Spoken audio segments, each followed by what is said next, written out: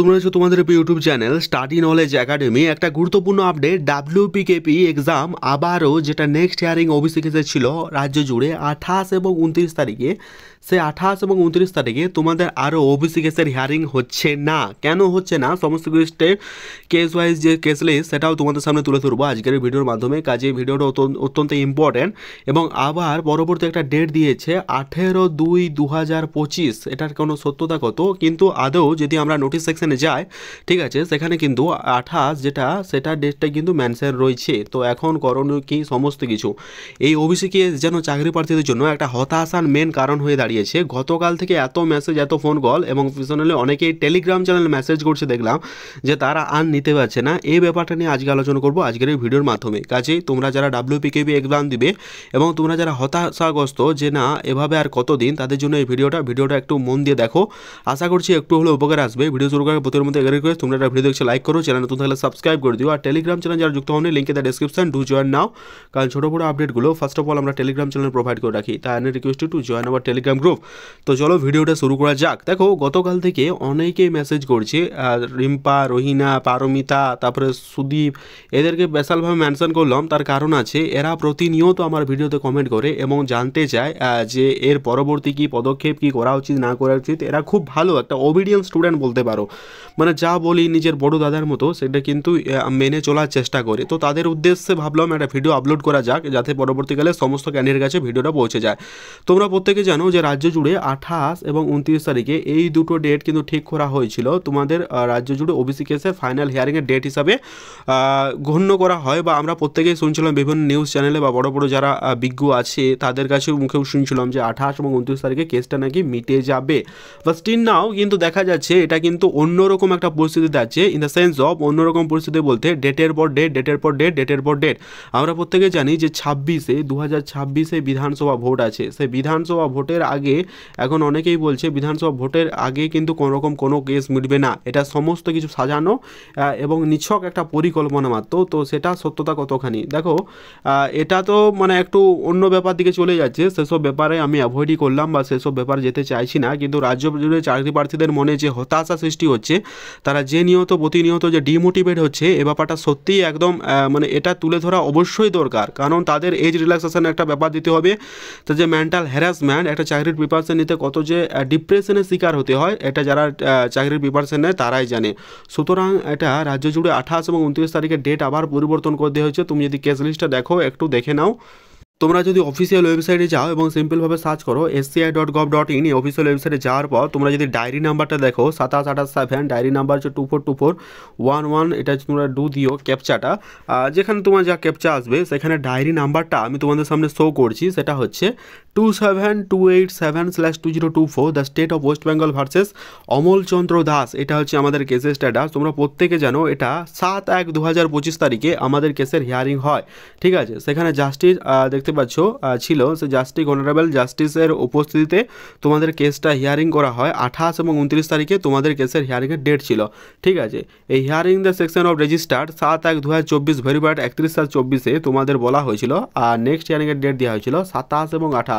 কিন্তু পরবর্তীকালে তা যদি তুমি দেখো অফিসিয়াল ওয়েবসাইটে আসার পর সেখানে হচ্ছে প্রেজেন্ট লিস্ট ডেট কিন্তু একটা 7 তারিখে যেটা ছিল সেটা tentatively case may be listed on, ঠিক আছে, মে বি লিস্টেড অন আর লাইকলিবিলিটি লিস্টেড অন, ঠিক আছে। মে বি লিস্টেড করতে পারে 18/2/2025 তারিখে, এটা একটা কম্পিউটার জেনারেটেড, ঠিক আছে। এটা কিন্তু পেন্ডিং মোশনের একটা হিয়ারিং, সেটা তোমাদের সামনে আমি তুলে ধরার চেষ্টা করলাম। কিন্তু এটা 28/2/2025 তারিখে এটা কিন্তু লিস্টেড হতে পারে, এমনটাই কিন্তু একটা টেন্টেটিভ ডেট তারা দিয়েছে, ঠিক আছে। সেখানে বলাই হয়েছে স্টেট অফ ওয়েস্ট বেঙ্গল, তার সাথে ওয়েস্ট বেঙ্গল কমিশন এই যে ইয়েগুলো ছিল রেসপন্ডেন্ট ছিল, সেই রেসপন্ডেন্টের তারিখে তোমাদের কিন্তু সমস্ত কিছু এখানে দিয়ে দিয়েছে। মানে পরবর্তী হিয়ারিংয়ের যে ডেট সেটা হচ্ছে 28/2/2025 তারিখে, ঠিক আছে। তো তোমরা যারা অপেক্ষায় ছিলে 28, তোমার রাজ্য জুড়ে 28 এবং 29 তারিখে ওবিসি কেসের হিয়ারিংয়ের পরিবর্তে সেটা কি 18/2 করে দেওয়া হলো 2025, ঠিক আছে। স্টিল নাও একটা কিন্তু কেসটেড লিস্টেড হচ্ছে, তোমরা যদি যাও সেটাও দেখতে পাবে। স্টিল নাও একটা নোটিশ কিন্তু এখনও আছে, তোমরা যদি যাও আপন হিয়ারিং ক্যাজুয়ালের অর্ডারে, সেই ক্যাজুয়ালের অর্ডারে তোমরা দেখতে পাবে বা constant lead of this 28/1/2025 for the final hearing at the top of the board, এই নোটিশটাও কিন্তু এখনও আছে। তোমরা কিন্তু এটা পরবর্তীকালে চেঞ্জ হয়ে যাবে আমার যেটা মনে হয়, বা এটা কি কারণে আছে তোমরা একটু কমেন্ট করে জানিও। জানিও। কনস্ট্যান্ট লিস্ট কেসটা সেটাও কিন্তু ফাইনাল হিয়ারিংয়ের আন্ডারে যেটা রয়েছে সেটা হচ্ছে মিস্টার মানিয়া অ্যাডভাইসার তানজিসা গুপ্তা, এটা যে লিস্টেড ফাইনালি এটা 28/1/2025 টিন নাও রয়েছে। ঠিক আছে, এখন সেটা বড় নয়, এখন 28 এবং 29 তারিখের পরিবর্তে যদি ডেটটা তো পরিবর্তন হয়েই যাচ্ছে, আমরা প্রতিনিয়ত আর কতদিন এভাবে অপেক্ষা করব? এখন চাকরি প্রার্থীদের মনে একটাই কোশ্চেন বা অ্যাসপিরেন্টরা কিন্তু অনেক ডিপ্রেশনের মধ্য দিয়ে ভুগছে, কিন্তু আমাদের রাজ্যের সরকার এই ব্যাপারটাকে অ্যাভয়েড করে চলছেন এবং ব্যাপারটাকে যেন প্রতিনিয়ত এক্সটেন্ড করেই চলেছে।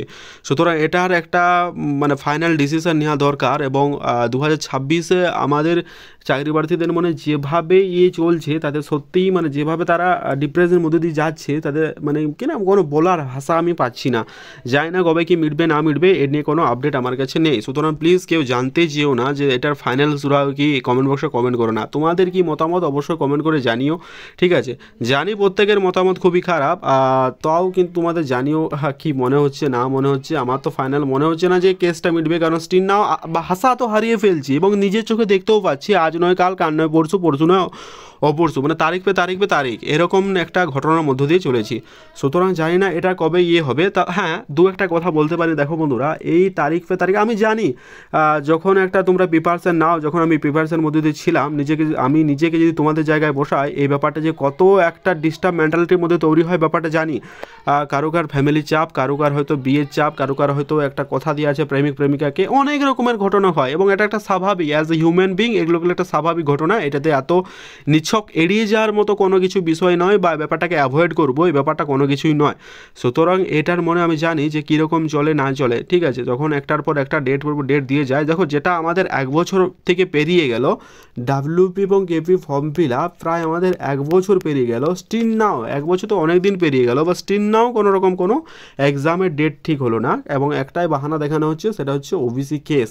ঠিক আছে, এই রাজ্য সরকার কি চাইছে না ওবিসি কেসটা মেটাতে? তোমাদের কমেন্ট বক্সে খোলা রইল, তোমরা নিজের কমেন্ট বক্সে নিজের মতামত দিও। বলবো একটাই, ভাষা হারিও না, আশা হারিও না, নিজের জেদে থেকে লেগে থেকো। ঠিক আছে, একদিন স্বপ্ন পূরণ হবে।